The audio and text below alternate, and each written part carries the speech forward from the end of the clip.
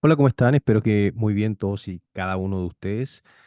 Iniciamos nuevamente este capítulo o episodio, llamémosle episodio número 5 del Catecismo de la Iglesia Católica, tomado principalmente desde el YOUCAT, el Catecismo Juvenil. Y ya sabemos que este catecismo es muy ameno y no por eso deja de ser el Catecismo de la Iglesia Católica. Iniciamos este episodio número 5 en el nombre del Padre, del Hijo y del Espíritu Santo. Amén. Padre amado, queremos dejar toda nuestra vida, nuestro ser, nuestro corazón en tus manos, para que hagas tu voluntad sobre todos y cada uno de nosotros, para que seas tú quien nos guíe, nos orientes, y sobre todo sea tu mano poderosa quien siempre nos guíe y nos proteja.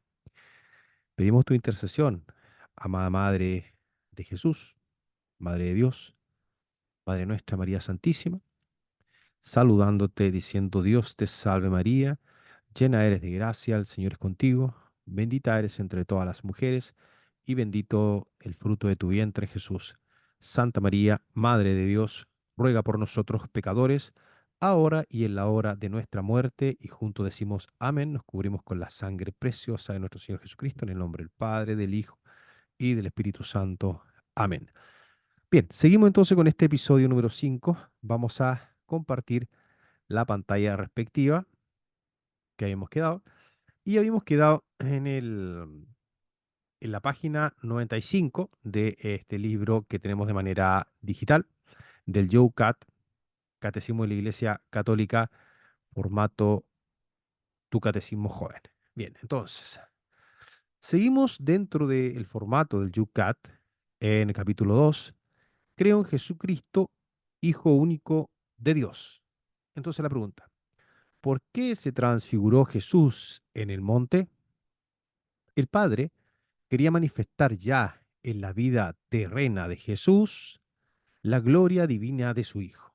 La transfiguración de Cristo tenía que ayudar después a los discípulos a comprender su muerte y resurrección. Es decir, este mensaje estaba dado para que con posterioridad ayudara a esta imagen, este suceso ocurrido, a que los discípulos entendieran, comprendieran la muerte y la resurrección de Jesús. Tres evangelios relatan cómo Jesús, en la cumbre de un monte, a la vista de los discípulos, comienza a brillar, se transfigura. La voz del Padre Celestial llama a Jesús el Hijo amado, a quien hay que escuchar.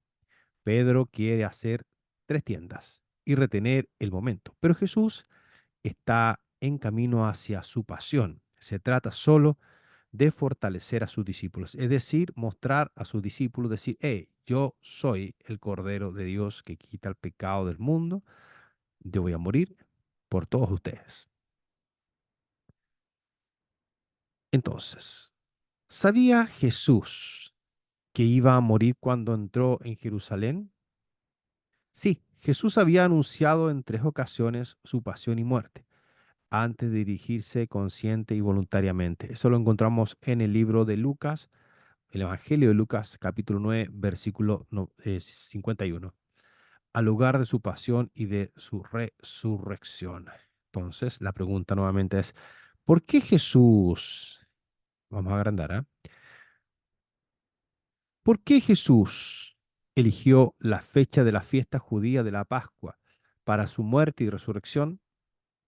Entonces, Jesús eligió la fiesta de la Pascua de su pueblo como símbolo de lo que iba a suceder con él en la muerte y la resurrección. Al igual que el pueblo de Israel fue liberado de la esclavitud de Egipto, así también nos libera Cristo en la esclavitud, perdón, de la esclavitud del pecado y del poder de la muerte. La fiesta de la Pascua era la fiesta de la liberación de Israel de la esclavitud de Egipto. Entonces entendemos que la Pascua del pueblo judío es la fiesta de la liberación de la esclavitud del pueblo judío de Egipto. Jesús subió a Jerusalén para liberarnos a nosotros de un modo aún más hondo, aún más profundo. Celebró con sus discípulos el banquete de la Pascua. Durante esta celebración, él mismo se convirtió en Cordero Pascual, es decir, el liberador. Durante esta celebración, él mismo se convirtió en Cordero Pascual como vuestra víctima pascual, víctima, inmolada, entregada. Primera de Corintios capítulo 5 versículo 7b. Ha sido inmolado para, de una vez para siempre, establecer la reconciliación definitiva entre Dios y los hombres. ¿Por qué se condenó a un hombre de paz como Jesús a morir en la cruz? Todos nos preguntamos, bueno, ¿y por qué Jesús siendo tan bueno, siendo el Hijo de Dios, un hombre de paz, por qué es Jesús condenado? ¿Por qué va a la muerte? Por qué Jesús se condena? Jesús colocó en su entorno ante una cuestión decisiva.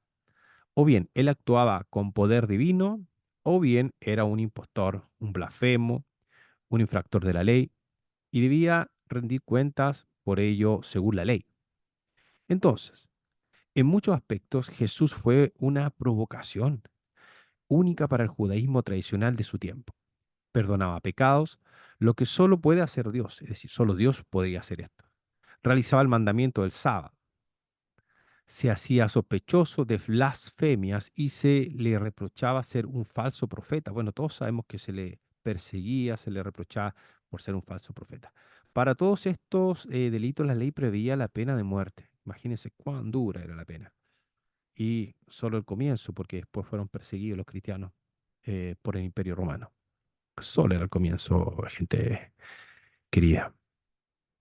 ¿Son culpables los judíos de la muerte de Jesús? Y esta pregunta es importante porque siempre se señala que, sobre todo, imagínense en la película La Pasión de Cristo, eh, mm, se señala que es una película antisemita. Bueno, ahora, la respuesta es, nadie puede atribuir a los judíos una culpa colectiva en la muerte de Jesús, lo que la Iglesia confiesa con certeza.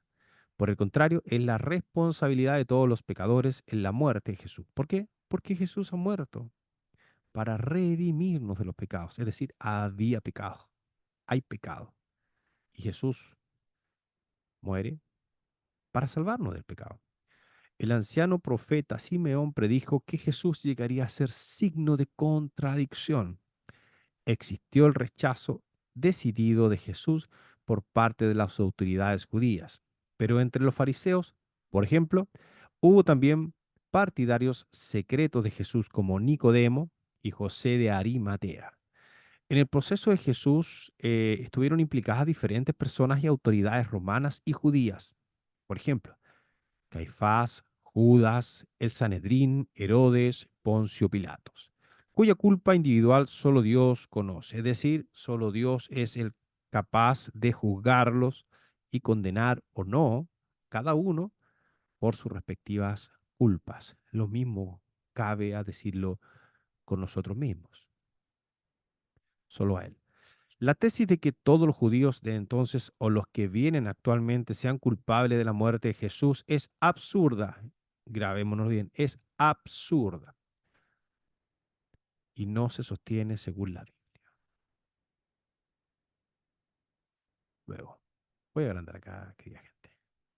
¿Quería Dios la muerte de su propio Hijo? ¿Qué piensan ustedes?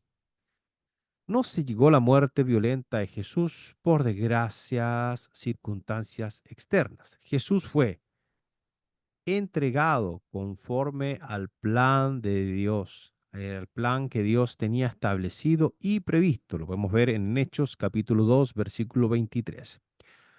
Para que nosotros, hijos del pecado y de la muerte, tengamos vida, el Padre del cielo, a quien no conocía el pecado, lo hizo pecado en favor nuestro. La grandeza del sacrificio de Dios que Dios Padre pidió a su Hijo corresponde, sin embargo, a la grandeza de la entrega de Cristo. ¿Y qué diré? Pregunta, ¿y qué diré? Padre, líbrame de esta hora, pero si por esto he venido, para esta hora. Por ambas partes se trata de un amor que se demostró hasta el extremo de la cruz, hasta la muerte, hasta la muerte, hasta la muerte. Su amor hasta una entrega de amor libre extrema,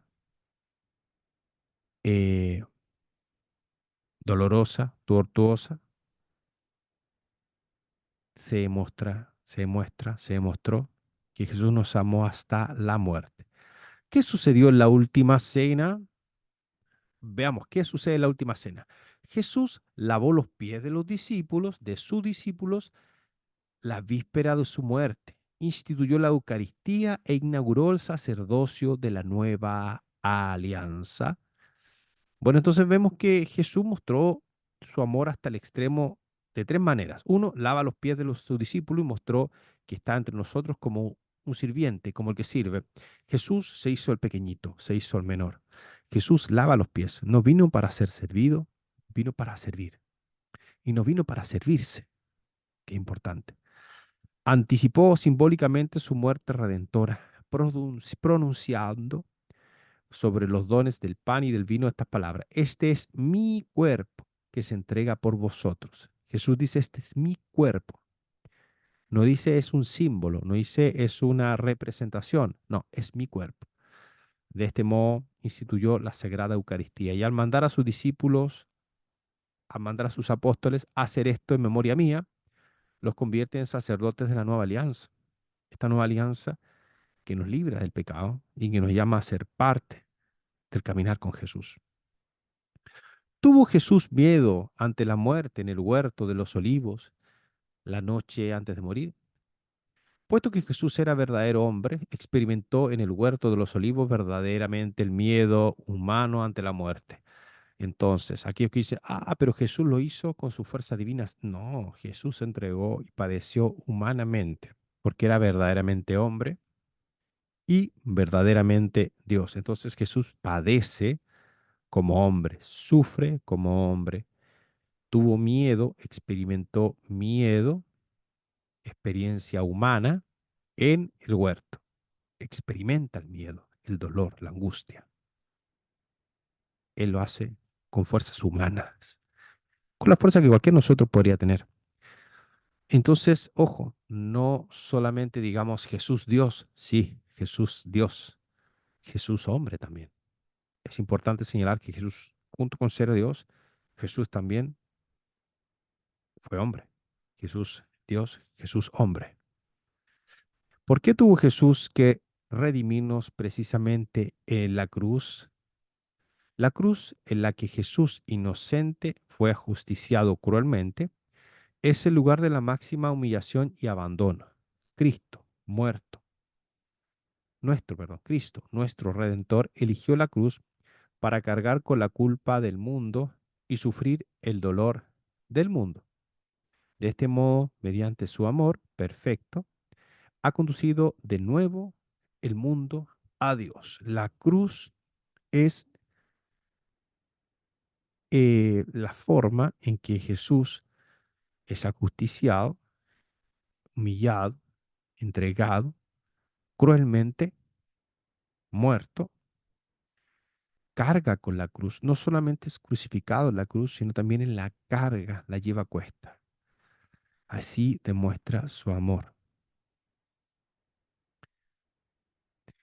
¿Por qué debemos nosotros también aceptar el sufrimiento en nuestra vida y así cargar con la cruz y con ello seguir a Jesús? Los cristianos no tienen que buscar el dolor, pero cuando se afrontan a un dolor que no se puede evitar, este puede cobrar sentido para ellos si unen su dolor al dolor de Cristo. Cristo padeció por vosotros, dejando un ejemplo para que sigáis sus huellas. Esto lo encontramos en 1 Pedro capítulo 2, versículo 21. Es una pregunta que yo siempre me hice. De hecho, em, yo en mi libro, el cual les voy a dejar aquí el link en este video, tengo un libro que se llama Más que Vencedores, que está publicado y está en Amazon para aquellos que lo quieran comprar, lo quieran adquirir. Yo ahí digo, bueno, Jesús cargó nuestros pecados, cargó nuestras culpas, cargó nuestro dolor, Jesús murió desnudo, Jesús murió por nosotros, Por sus llagas fuimos sanados, por sus cardenales fuimos curados. Es entonces que la reflexión es, bueno, si ya nos curó, no tenemos que sufrir. Si ya fuimos sanados, no tenemos que enfermarnos. Tenemos que creer que Jesús ya obró incluso desde lo pasado para lo futuro. Pero hay que tener cuidado con eso, porque nosotros como cristianos tenemos que encontrarle el sentido al dolor, un sentido de santificación. Duele, padecemos, ¿sí? ¿Nos gusta? No nos gusta. No nos gusta que duela. No nos gusta sufrir. No nos gusta la angustia, las injusticias, la desnudez, el dolor. Pero también hay sentido ahí. Entonces, por un lado está confiar en Dios, pedirle a Dios, pedir ser sanados cuando estamos enfermos, pedirle que nos ayude a enfrentar, a solucionar los problemas cuando nos enfrentamos a ellos, pero también encontrarle el sentido al por qué yo estoy sufriendo y por qué estoy padeciendo y saber que nuestro padecimiento nos está, junto con eso, santificando. No perder de vista jamás eso.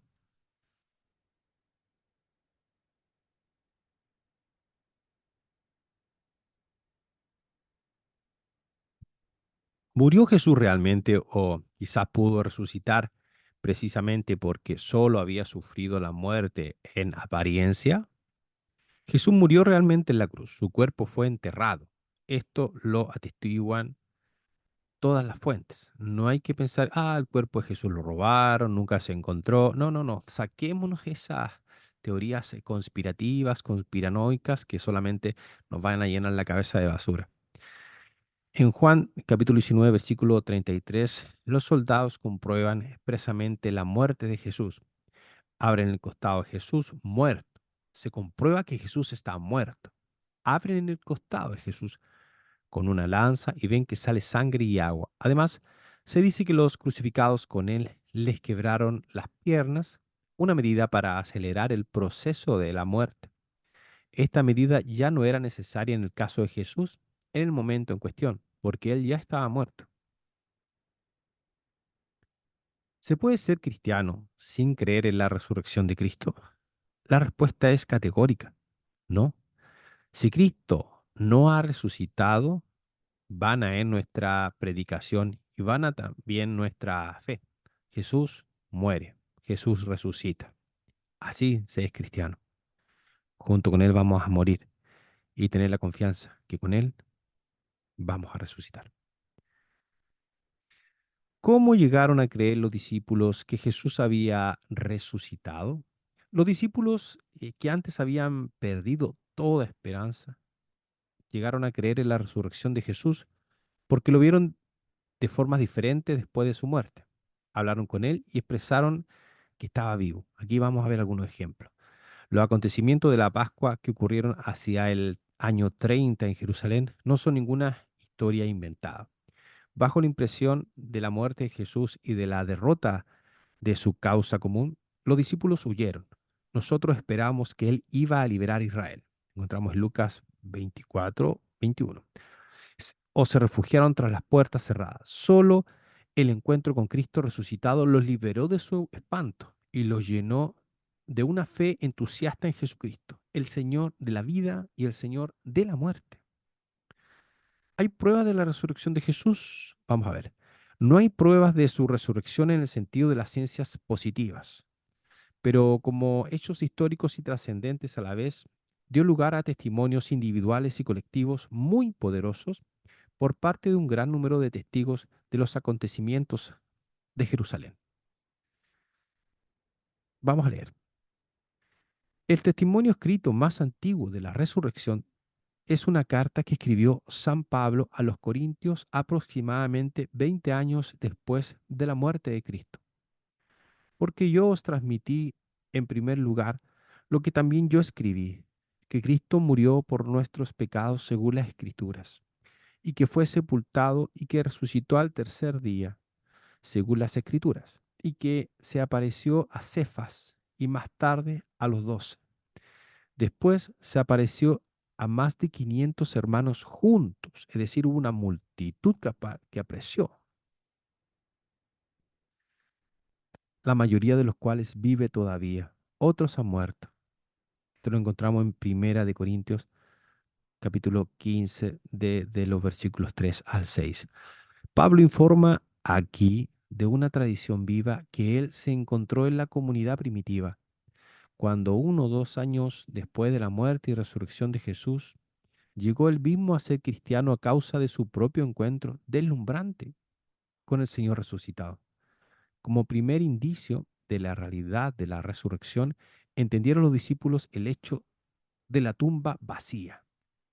Y precisamente fueron mujeres que según el derecho entonces vigente no eran testigos válidos, las que fueron las que la descubrieron. Aunque se dice del apóstol Juan, ya ante la tumba vacía que vio y creyó, la certeza de que Jesús estaba vivo solo se afianzó por medio de gran número de apariciones. La multitud de encuentros con el resucitado acabaron con la ascensión de Cristo a los cielos. Sin embargo, hubo después y hay hoy encuentros con el Señor resucitado. Es decir, si tú estás leyendo esto, te invito a decirlo, a leerlo conmigo. Cristo vive. Cristo vive. Hasta el día de hoy, 2024, de nuestra era, Cristo vive. Volvió Jesús por la resurrección al estado corporal eh, mm, durante su vida terrena. El Señor resucitado se dejó tocar por sus discípulos, comió con ellos y les enseñó las heridas de la pasión. Sin embargo, su cuerpo ya no pertenece únicamente a la tierra, sino al ámbito divino del Padre. Es decir, estamos ante el cuerpo resucitado, terreno, pero un cuerpo resucitado, la plenitud de la resurrección, es la plenitud de la resurrección. Bien, entonces no es de la misma categoría, no es un cuerpo perecedero. ¿Qué ha cambiado en el mundo para la resurrección? Es una muy buena pregunta. Y a eso podemos contestar. Puesto que ya no todo termina con la muerte, la alegría y la esperanza han entrado en el mundo. Después de que la muerte ya no tiene dominio, Romanos 6 y 9, sobre Jesús, no tiene ya tampoco poder sobre nosotros, que pertenecemos a Jesús. Nosotros ahora, gente, ya creemos que Jesús ha resucitado. Nosotros creemos que la muerte no es el fin. La muerte es solo una parte para nuestro encuentro eterno con el amado. ¿Quién es el amado? Jesús. Y junto con Él también nos vamos a encontrar con nuestros seres que murieron en la esperanza de esa resurrección y que nosotros también oramos para que así sea. Y esperemos algún día ser dignos de ese encuentro. ¿Qué quiere decir que Jesús ascendió a los cielos? Con Jesús uno de nosotros ha llegado junto a Dios y allí está para siempre, en su Hijo. Dios está humanamente cercano a nosotros los hombres. Además, Jesús dice en el Evangelio de San Juan, y cuando yo sea elevado sobre la tierra, atraeré a todos hacia mí. ¿Por qué es Jesucristo Señor del mundo entero? Jesucristo es Señor del mundo y Señor de la historia, porque todo fue creado para Él. Todos los hombres han sido salvados por Él y serán juzgados por Él. ¿Qué pasará cuando el mundo llegue a su fin? Cuando el mundo llegue a su fin, vendrá Cristo, visible para todos. Vendrá Cristo por una segunda vez, visible para todos. Las conmociones dramáticas anunciadas en la Sagrada Escritura, la maldad que se mostrará sin disimulo, las pruebas y persecuciones que podrán a prueba la fe de muchos, solo son solo la cara oscura de la nueva realidad. La victoria definitiva de Dios sobre el mal se hará visible. La gloria, la verdad y la justicia de Dios saldrán a la luz resplandeciente, resplandeciente. Con la venida de Cristo habrá un cielo nuevo y una tierra nueva, y enjugará todas las lágrimas de sus ojos, y ya no habrá muerte, ni duelo, ni llanto, ni dolor, porque lo primero ha desaparecido.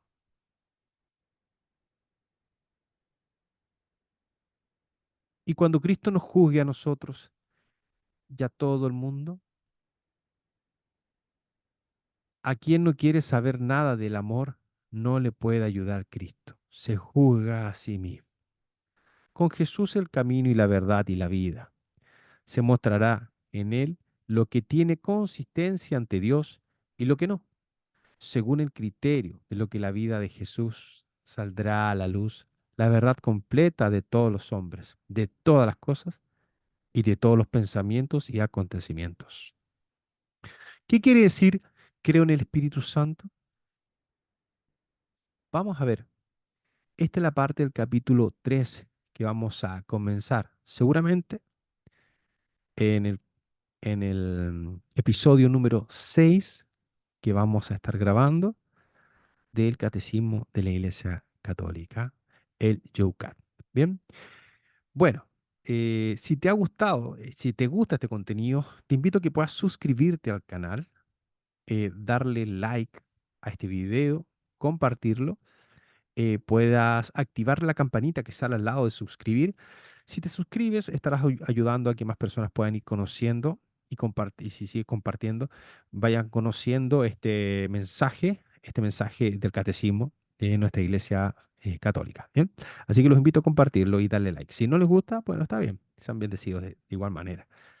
Bueno, lo dejamos hasta acá. Vamos a hacer la oración, pedirle a Dios que envíe su Espíritu Santo sobre todos y cada uno de nosotros, sobre su familia, para que nos guíe, siga guiando a la iglesia y también guiando al Papa Francisco, que es nuestro vicario aquí en la tierra.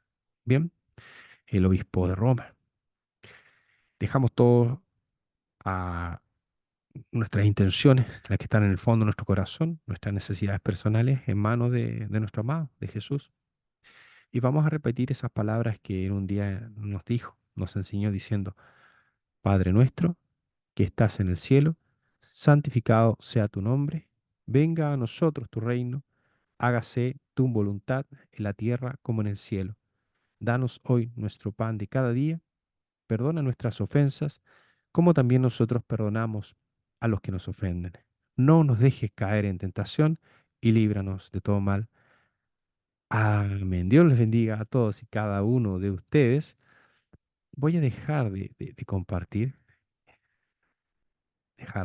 seguía compartiendo. Dios los bendiga a todos y cada uno de ustedes. Eh, bueno, espero que les siga gustando este contenido. Les cuento que ya en breve estaré volviendo a mi país. Les contaba que estaba de viaje. He estado en Argentina por casi ya 3 semanas, así que seguramente en próximo video que puedan ver voy a estar de vuelta en Chile, mi país. Bien, un abrazo, Dios les bendiga, gente querida, y nos estamos viendo. Adiós.